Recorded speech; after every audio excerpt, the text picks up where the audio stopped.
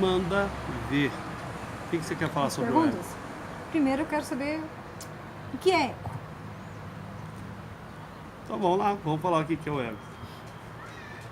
Existe uma... Inclusive, as pessoas confundem muito a questão do ego do Freud com o ego que a gente vai falar aqui. Tá?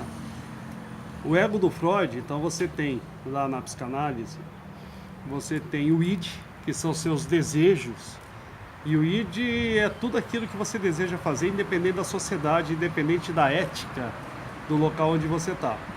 E você tem o ego, que o ego é o quê? É o que freia essa vontade, seu impulso para fazer as coisas, seu desejo. Ele freia para que você possa se adequar à sociedade, tá certo? À ética da sociedade. Quando o id é totalmente liberado numa pessoa, vamos imaginar uma pessoa que não tem o freio do ego. Então o id é totalmente liberado. O que acontece? Ela vai ter problema. Uma pessoa que o id dele é querer andar pelado na rua, concordo que ele vai ter problema. Vai dar problema para ele. Então estou falando do ego da psicanálise. O que o ego vai fazer? Ele vai frear, olha, não pode. Então se ele liberar o id totalmente, sai andando pelado na rua, o que vai acontecer? Vai ser preso. Sim. Vai dar problema. O ego, ele dá essa freada, reprime. Uma pessoa que reprime tudo, uma pessoa, por exemplo, um exemplo que nós temos social de repressão é essa questão do machismo da sociedade mundial, da humanidade. Né? Então, o Joãozinho mostra o piruzinho pro tio, não é assim? E Mariazinha fecha a perninha para ninguém ver. Não é assim que se fala nas famílias, geralmente? É, normal, né? E o ego, ele vai reprimindo a pessoa para que ela não saia pelada na rua. Entendeu? Só que se essa repressão for muito forte, ela vai gerar desconforto emocional. Isso vai estourar mais cedo ou mais tarde. Por exemplo, uma mulher muito reprimida, ou até mesmo um homem muito reprimido sexualmente na sua infância, ele vai ter problema para se relacionar sexualmente na fase adulta. Então, por exemplo, uma mulher que no passado ouvia o tempo todo sexo é pecado, né? E esse negócio do sexo é pecado é legal, né? Porque quando você fala pecado, você fala em religião. E quando você fala... Não, olha só como é que é o negócio, né? Já que a gente está falando disso daí, que esse assunto eu já vi que vai longe. Quando você fala em pecado, você fala em religião. A religião, principalmente a católica, diz que o sexo é pecado. Certo? Sim. Tá. O sexo é pecado. Então, se você pegar em Gênesis, Deus fala para que a gente reproduza, né? Crescei-vos e multiplicai-vos. Então ele está incentivando a gente a pecar? Na verdade, a igreja diz que é só para reprodução. Aí pode, não é pecado. Não, peraí. A igreja, ela diz que viemos do pecado. Por isso tem que ser batizado. Sim. O que é o pecado de onde viemos? Sexo. Sexo. Sim. Certo? Então ela diz que a gente veio de algo que foi a forma que Deus criou para que a gente possa seguir a ordem dele, que é multiplicar. Sim. Então ele criou o pecado para a gente praticar, para seguir a ordem dele. E agora ele nos pune, segundo a igreja, por estar seguindo a ordem dele. Começa a ver, é importante, por que eu estou fazendo esse questionamento? Eu não estou questionando a igreja. Você pega a igreja católica, tá certo? Entre erros e acertos de toda instituição ao longo dos séculos, a igreja católica, ela vem revendo uma série de conceitos. Mas quando você fala, por exemplo, numa questão dessa, se você não questionar, você se reprime com algo que é natural. O sexo é natural. O sexo é gostoso, o sexo é parte da natureza. Mas nos animais, só para reproduzir e tal. Não, eles não descobriram, né? Porque eles são controlados por hormônio. Eles não descobriram o prazer que é praticar isso daí. Eles só sentem prazer quando o hormônio está à flor da pele. A gente não tem isso mais. A evolução, é isso que é preciso entender a ciência. A evolução, vai ler um pouquinho, a evolução das espécies de Charles Darwin. A evolução fez com que o ser humano ele tivesse a condição de ter prazer no sexo mesmo para não reproduzir. Certo? Mas, voltando ao assunto, quando você pega uma mulher que ouve que sexo é pecado, que o homem, apesar do homem que sai com várias mulheres seja, né, o garanhão, a mulher é a vadia. Então olha só, é pecado, é vadia, entre outras tantas coisas, é sujo. Se você cresce ouvindo isso da sociedade, um negócio que é pecado, se você praticar, você é vadio e é um negócio sujo, o que a tua mente vai querer? Vai querer se aproximar disso ou se afastar? Se afastar, né? Se afastar. Então o que acontece? O id fala, vai transar.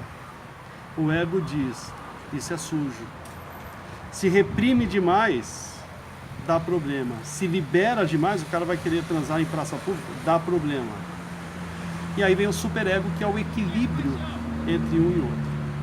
Então entramos num ponto já que tá fora do que eu vou falar sobre ego, mas que é importante a gente entender a diferença entre o ego da psicanálise e o ego, né? Ah, Luciano, mas você deu um exemplo sexual. Pô, Freud, a psicanálise é toda licenciada em sexo. Freud, né? É toda a sexualidade e foi emprestada para a explicação da psicanálise. Né? Nós fizemos o curso de psicanálise e podemos constatar isso daí. Mas o ego que eu estou falando, quando você me pergunta o que é ego, vamos entender que nós temos o self. O que é o self dentro da neurociência? O self é quando você sabe da sua individualidade, você sabe quem você é, você sabe, por exemplo, por que você está aqui, você sabe que você faz parte de um ecossistema, de uma sociedade, você faz parte de uma cultura, de uma família. Então o self, ele sabe o seguinte, você existe. Você existe, você é individual, mas você está ligado ao todo. E por isso você tem direitos e responsabilidades. Agora o ego, quando a gente fala desse ego, e a gente está entrando numa questão mais profunda, o ego é aquele que sabe o seguinte, o que interessa são os meus desejos. O ego está ligado à autoimagem. O ego está ligado à defesa da autoimagem.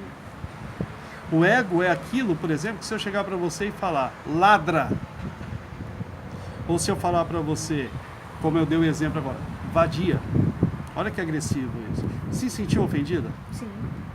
O que se ofendeu foi seu ego. Porque o seu ego, ele está querendo defender a imagem que você tem de si mesmo, de que você não é isso. E você fica preso nessa questão de imagem e você começa a se ofender e ficar incomodada com a opinião alheia. E isso gera sofrimento. Então o ego é essa sua autoimagem. O ego, se você parar para pensar, é aquilo que destrói.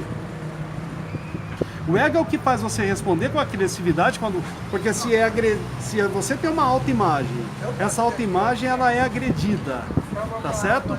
Você vai querer defender essa autoimagem. O que você vai fazer para defender a autoimagem? Provavelmente contra-atacar. E se você não contra-atacar, você vai deixar aquilo remoendo dentro de você. Então o ego é essa autoimagem que faz com que você queira defendê-la. Então não seria necessário? O ego não é necessário? Já que é para defesa? Veja bem, vamos separar uma coisa. Eu estou falando para você que você começa a defender a imagem. Não a você. Você não é a sua imagem. Você é muito mais do que a sua imagem. Uma coisa é o que você é. Uma coisa é o que você vê em você. Por exemplo, uma pessoa com baixa autocrítica, às vezes ela se acha o top sobre tudo. Só dela se achar o top, ele já se mostra que ela conhece muito pouco sobre si, porque ninguém é top em nada. Todo mundo é especial com o conhecimento que tem. Ninguém é superior a ninguém. O ego faz a pessoa achar que o modelo mental dela, que é a maneira como ela interpreta o mundo, é o modelo mental certo, e os outros têm que se adaptar a isso, os outros estão errados. Então o ego é prejudicial. Esse ego que eu estou falando é prejudicial. Esse ego é o que leva uma pessoa a cometer homicídio, é o que explodiu a bomba atômica. O que foi a bomba atômica? O Japão estava arrasado, o Japão já estava rendido, a rendição estava para ser entregue aos Estados Unidos. Isso daí é história. Os Estados Unidos mandaram as bombas de Nagasaki e Hiroshima, já sabendo, eles foram com pressa antes que o Japão se rendesse, senão eles não poderiam mostrar para o mundo o seu poder. O que foi isso? Mostrar o poder. O ego queria confirmar essa alta imagem de que somos superiores, na visão dos americanos. Sim, mas então de onde vem o ego? Nós nascemos com ego. Vou responder com uma pergunta. Você pega um bebê. O bebê defende alguma alta imagem que ele fez dele mesmo? O bebê não, mas a criança um pouquinho maior... Peraí.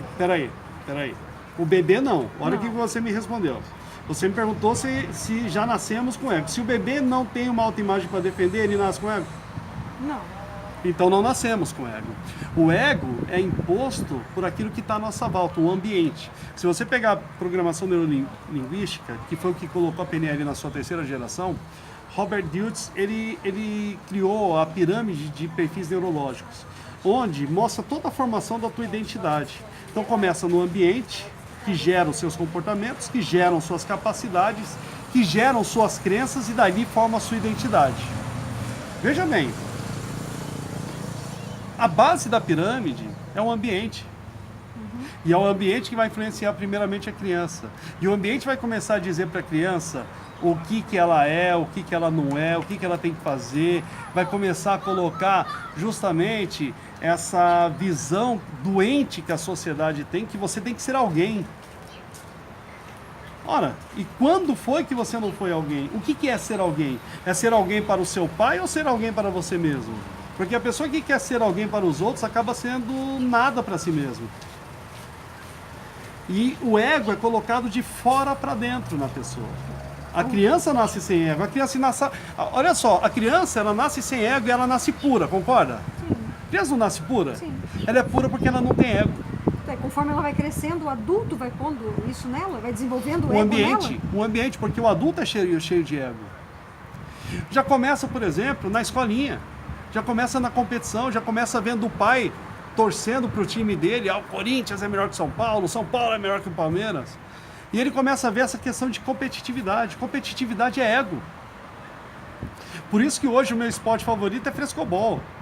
São duas pessoas que não querem um vencer o outro. É manter os dois jogando em equipe para manter a bolinha no ar. O resto é ego. O ego é o que divide. Quando eu tenho ego, eu quero vencê-la. Quando você tem ego, você quer me vencer. O casal com ego é um casal em crise. O se abster do ego é purificar-se. E isso é importante as pessoas entenderem. Uma criança é pura porque ela não tem ego. Ela não defende uma autoimagem. Então, se você quer ser livre, porque olha só, o ego aprisiona. Você começa a viver preocupado com a imagem que vão ter de você. Você pega uma pessoa que ela está em paz, ela começa a crescer na sociedade, ela já começa, o que vão pensar de mim se me virem andando num Chevette velho? Eu cresci, eu saí de uma família que não tinha nem carro, mas hoje, na posição que eu tenho que ter um carro zero. Conheço pessoas, por exemplo, que se formam na faculdade e acham que tem que ter um carro do ano para que as pessoas pensem que ele é um bom profissional. Aí acabou de começar, pô, tá começando do zero. Qual que é o problema de ter um carro antigo? E depois, qual que é o problema de manter esse carro antigo? Tá querendo vender imagem para quem? Então a pessoa ela cria uma imagem, ela se prende a essa imagem, fica prisioneira dessa imagem, tenta vender essa imagem, e quando ele começa a perceber que ele não está conseguindo vender essa imagem, ele começa a entrar em conflito. E você vê uma sociedade doente por causa do ego, por causa da imagem que as pessoas querem vender. Certo. Você disse que o ego ele é desenvolvido através do ambiente, certo? Sim. E como a gente pode trabalhar agora, como não ter o ego se a gente vive em ambientes? Uhum. Como trabalhar isso? Existe uma fórmula para se livrar do ego? Ok. Vamos deixar claro o seguinte. Aqui não é papo com guru. Quem dá fórmula é guru. 7 fórmulas espirituais do sucesso. Os 15 caminhos da liberdade e da consciência. Não, aqui não, o papo não é aqui. Aqui o papo é reto. O negócio, eu não gosto dessa coisa de guruzar o assunto. Tá? Tô inventando esse termo agora. Vamos falar o seguinte. A fórmula é só uma, o autoconhecimento. Vai buscar, vai questionar, questione o mundo, questione a existência, questione os motivos que você tem para agir assim ou assado, questione a você, qual é a origem dos seus desconfortos, qual é a origem daquilo que você quer defender, qual é o sentido de defender algo, qual é o sentido de não defender algo. Mas as pessoas, elas simplesmente aceitam porque elas são desde cedo treinadas para não questionar. Você pega uma escola, você quer acabar com o ser humano? Bota na escola. Luciano, você está falando para tirar as crianças da escola? Não, eu estou falando para a escola aprender a ensinar. Porque olha a porcaria de ensino que está no nosso Brasil. E por que está essa porcaria de ensino? Primeiro, já sempre foi deficiente quando você pegava e você tinha um professor que dizia toda a matéria para você, você tinha que ficar quieto na sala de aula. Um professor morre de medo. Eu, na faculdade, quando eu questionei, você sabe disso, você estava comigo na sala de aula, na faculdade, quando eu questionava o professor, o desconforto que ele tinha. O medo que ele tinha de ser inadequado. Por quê? Porque ele tinha um ego, ele defendia a posição de que ele é o mestre ali na sala de aula. Então, quando a criança desde cedo é treinada, fica quietinho, silêncio na aula. Não questionar. Aí a criança entra na igreja, o que ele vai aprender? Você não pode nem duvidar, questionar a existência de um ser superior. Porque senão você vai para o inferno. Você não pode nem questionar os dogmas da sua religião, senão você vai para o inferno. Então o ser humano, toda essa sociedade acaba formando um ser humano doente e um ser humano que acaba sendo inibido no questionamento, e aí ele passa a não questionar nem o que está fora dele, principalmente o que está dentro. Ele simplesmente vai recebendo informações de fora, vai recebendo informação na TV, na internet. Se você não comprar isso, você não está dentro da sociedade, você tem que ter o celular é status, o carro é status. Porque isso gera uma imagem e você quer defender uma imagem. O problema é esse, a falta de autoconhecimento é a falta de questionamento. Questionar é se libertar, é a chave da libertação. E, principalmente, agora eu vou falar qual é o ponto para você começar a se libertar do ego. É amar-se incondicionalmente, em tempo integral, para poder amar as pessoas incondicionalmente em tempo integral. Não se preocupar com a tua imagem, simplesmente seja amor. Seja amor no seu trabalho. Sabe, sendo amor no seu trabalho, você vai atender bem o seu cliente, você vai atender bem seu funcionário, e com isso ele vai estar feliz em trabalhar onde você está, onde ele trabalha, dentro da sua empresa, dentro da tua equipe. Seja amor na frente do seu cliente. Atenda, não queira simplesmente ganhar o dinheiro dele, seja amor. Quando você começa a ser amor, você começa a esfriar o ego. Porque você não quer ser superior. Quando você começa a focar no amor, você não quer mais ser superior. Você não vive mais para a imagem. Você vive mais para ter prazer em se viver. A segunda já não tem um efeito devastador na tua vida. Quando você está no amor, você começa a se distanciar do ego. Então, por exemplo, Luciano, o ego é fácil de você suprimi-lo? Não, eu não consegui. Luciano, então você está falando pra gente fazer uma coisa que nem você conseguiu? É isso mesmo, nem eu consegui. E daí, cara? Agora, para questionar a tua vida, se a defesa dessa imagem não é um problema. Agora, eu nem luto para acabar com o meu ego, nem luto para mantê-lo. Eu vivo. Hoje o meu ego é muito, muito, muito menor do que já foi. E cada dia que ele diminui, eu me sinto mais livre. Inclusive, na minha vida, eu já tive um momento em que eu abri mão de todo o meu ego. Hélio Couto. Hélio Couto é um professor sobre física quântica. Nós temos algumas posições diferentes em relação à física quântica informacional, mas é inegável que eu também considero muito válido grande parte do trabalho dele. E ele tem uma adaptação que não foi ele que criou, mas ele soube explicar muito bem, da pirâmide de Maslow, que se aprende na faculdade. E na pirâmide de Maslow você tem ali a base são as necessidades básicas. Então, primeira coisa, você tem que garantir que, limpar o bumbum, comer feijão, né, e ter um teto sobre a sua cabeça, segurança. Quando você começa a resolver aquela questão, você vai se preocupar com o segundo nível. O segundo nível é o seguinte: sexo, criar família, ter uma família e poder curtir essa família. Então você, primeiro, não dá pra você ter família se você não consegue nem limpar o bumbum, comer feijão e ter um teto. Garantir o primeiro, você vai pro segundo. Depois que a pessoa garante o segundo, o que ele começa a buscar? Status, poder. É ascensão na empresa, e ali que está o problema. Ali que está o ego. É o nível do ego, o terceiro nível. Aí é status, poder. E ele começa a esfriar o que ele conseguiu no segundo nível. Geralmente, a família. Em busca, já aconteceu comigo. Teve muito a ver com a separação que tivemos. Então, quer dizer, eu fiquei muito focado no trabalho e esqueci a família. Por quê? Status, poder, ego, ascensão. E aí a pessoa chega no momento, CEO, chegou no topo da empresa. Tá lá, salão enorme, motorista, tem um status, né? Uma pessoa muito bem vista pela sociedade. E ele começa a ver o seguinte: que porcaria que é essa? Não mudou nada na minha vida, a dor de barriga ainda acontece. É a mesma coisa quando eu saio do banheiro. Ninguém quer entrar depois.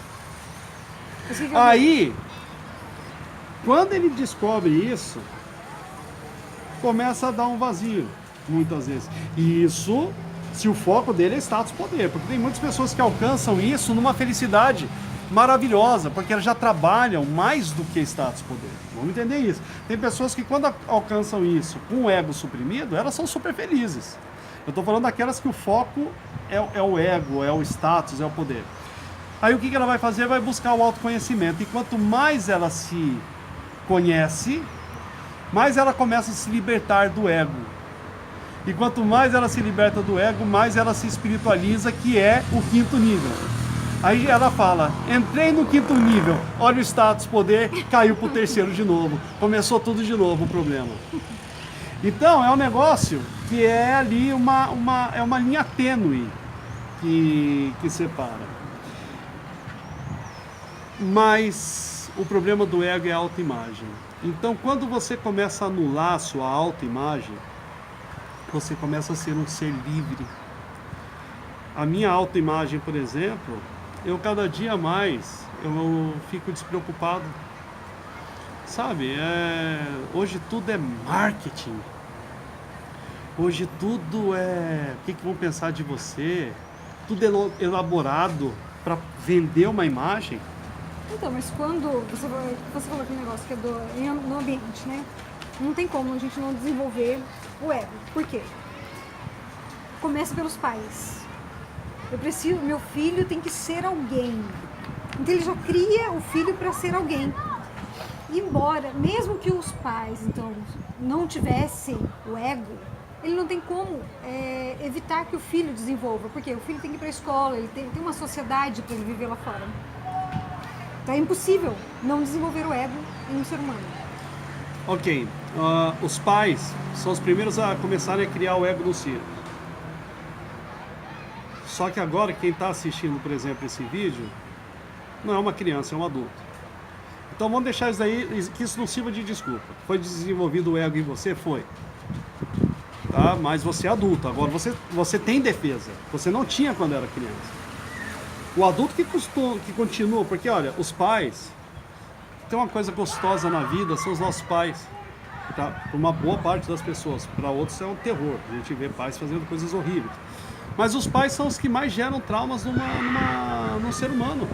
Não por maldade, mas por ignorância. Então, vai ser o adulto continuando a seguir a cartilha dos pais para você ver onde que você vai parar. Siga aquilo que os pais lhe disseram, aquilo que você filtrou, que você questionou. Questione seus pais. Questione a sua religião, questione a sua escola, questione o seu partido político, questione a sua doutrinação para você ser livre. Questione os seus próprios pensamentos e valores o tempo todo. Isso é suprimir o ego. Então, tudo bem, foi criado um ego naquela criança que veio sem ego. Mas com questionamento que você suprime o ego. E quanto mais você suprime o ego, mais você consegue se libertar. Você quer ver o que é suprimir o ego? Sim. Eu vou contar um negócio aqui, é polêmico. Você sabe que eu estudo muito os evangelhos, a Bíblia, gosto de ciência da religião. E uma coisa que é importante falar, a maioria das pessoas não estão preparadas para ouvir o que eu vou dizer. Mas você pega a história, o evangelho, a história de Jesus Cristo ali, os 3 anos, dos 30 aos 33. Jesus Cristo, ele não era tão humilde como as pessoas tentam mostrar. Jesus Cristo tinha um ego muito inflado. Tanto que ele tinha um ego inflado que ele chegou no templo, que não foi ele que construiu, não era ele que administrava, e chegou botando tudo para baixo ali, a turma vendendo e tal, tudo bem, na convicção dele. A casa do meu pai, o filho do homem. Começa a ver se não tem uma frase com ego muito forte ali. Onde que Jesus conseguiu, que isso é uma luta que todo ser humano trava, ele travou. Não venha falar que ele era Deus ali naquele momento. Jesus se fez humano se ele era Deus. Basta você perguntar para o seu padre, para o seu pastor, para quem você quiser. Jesus veio para experimentar tudo. Se ele era Deus, como os padres e pastores dizem, veio para experimentar tudo que o ser humano experimenta. E ele experimentou o ego. O ego dele foi muito inflado. Teve um trabalho maravilhoso, pregou o amor. O trabalho dele é um trabalho, se não fosse maravilhoso, não estaria 2000 anos na história. Mas ele tinha um ego inflado. Você sabe onde, e isso daí talvez a pessoa entenda, sabe onde que Jesus conseguiu se libertar dessa praga chamada ego? Na cruz, quando zombaram dele e estavam fazendo todo aquele sofrimento acontecendo na vida dele. E ele disse: Pai, perdoai-vos, eles não sabem o que fazem. Isso é amor. Ali ele matou todo o ego. Ali ele colocou todo o amor. Você imagina você numa situação dessa, a dor que você está sentindo, o massacre, a humilhação, a zombaria, e você tem uma atitude de amor como essa. Que quantidade de amor é essa? Ali ele se tornou divino, porque Deus é amor, e ali ele se fez amor em pessoa. O que foi se fazer amor em pessoa? É eliminado. Ele não quis ali, ele não quis ser nada, ele esqueceu até se ele era Deus, se ele não era, se ele era filho do homem, se ele não era, se estavam vendendo no templo, se não estavam, ele só quis perdão para quem o atacava. E essa é a história mais linda da humanidade. Ali foi a vitória. E ali ninguém alcançou até hoje, pelo menos do que se tem registro, um grau de amor tão grande. Por isso ele é o que é na história. Ali ele se fez Deus. Certo? Agora você pega outras pessoas na história, Jiddu Krishnamurti, você pega Mahatma Gandhi, você vê, vai ler a biografia dessas pessoas, você vê uma pessoa liberta do ego. E uma pessoa que não tem medo de ser questionada. Olha só, quando você está livre do ego, você não tem medo de ser questionado. Você não tem medo de estar errado, de voltar atrás, de se desculpar, de falar: olha, analisei errado. E quando você não tem esse medo, nada mais o atormenta. Errei, vamos corrigir. Acabou. Não tem esse pesar que eu não posso errar. Você tem que ser alguém, é você ser alguém. Veja bem, essa frase, você tem que ser alguém, meu filho. Eu vou ser alguém de um jeito ou de outro, você gostando desse alguém que eu vou me tornar ou não. Meu filho, mas você tem que ser alguém, eu investi em você, não para você ser isso. Mas pai, você me perguntou qual é o alguém que eu quero ser, aí o cara vai viver o alguém que o pai dele quer que ele seja, ele vai ser infeliz. E se ele vai querer ser alguém que o pai quer que ele seja, ele vai ser infeliz, porque ele vai querer manter, defender a imagem que o pai dele criou para ele. Isso ainda é mais triste.